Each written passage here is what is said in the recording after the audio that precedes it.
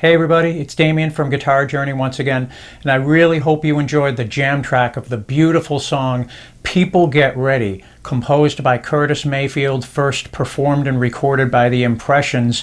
I believe it was in 1965 or so.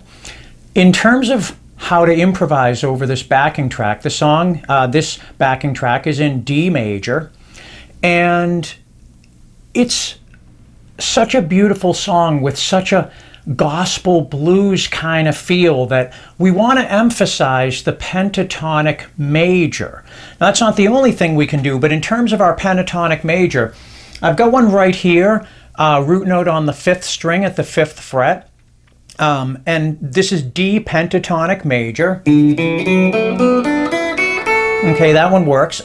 I've also got one here, pinky at the 10th fret of the 6th string, so our root 6 fingering right here. Of course, I've got the high octave of this fingering. It's going to be all the way up here, pinky at the 17th fret.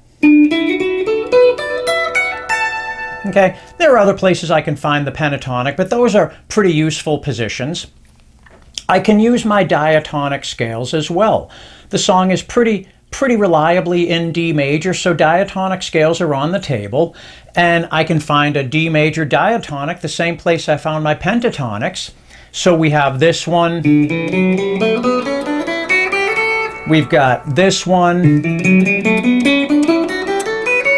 Here's a nice one right here, index finger at the 10th fret of the 6th string, and I'm doing my shape like this.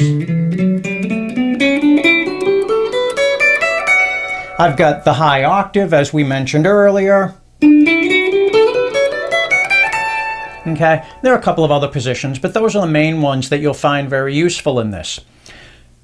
This is, as I said, a beautiful gospel blues kind of song. This is, in my opinion, this is not a song to shred over. This is a song to play soulfully. So we should be thinking about as much expressiveness as possible. I mean, we should always be thinking about being as expressive and emotional as possible, but especially here. So lots of vibrato, lots of bends, slow, soulful bends, slides and hammer-ons and pull-offs to create a smooth legato feeling. All of those will be very useful tools here. Okay, and in truth, I tend to use more of the pentatonics than the diatonics in this to create that soulful gospel blues sound. Now there's one last trick you can do, and you got to be careful about this. Even though this song is in D major, because it has sort of a blues foundation, you might say, you can get away with sneaking in just a little bit of D minor pentatonic, D minor pentatonic.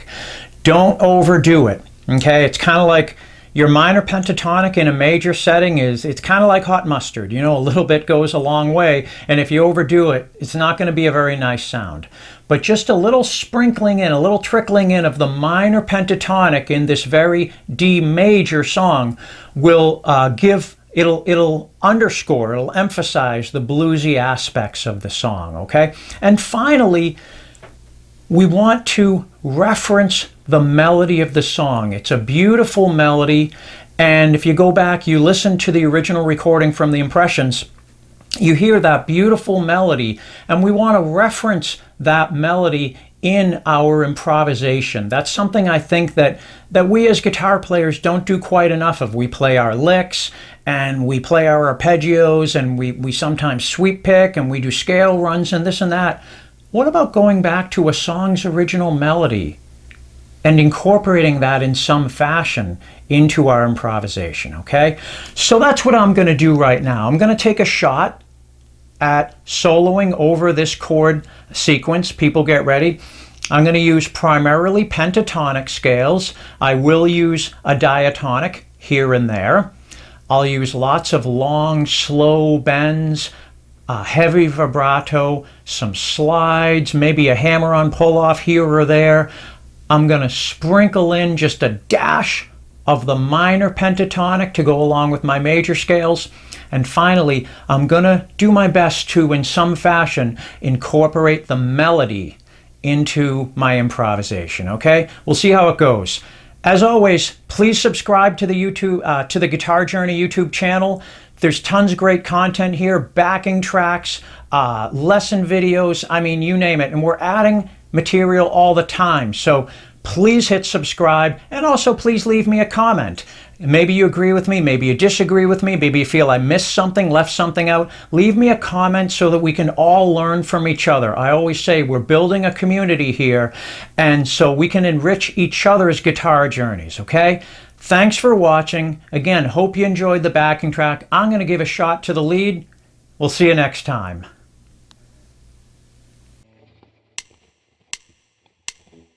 Thank you.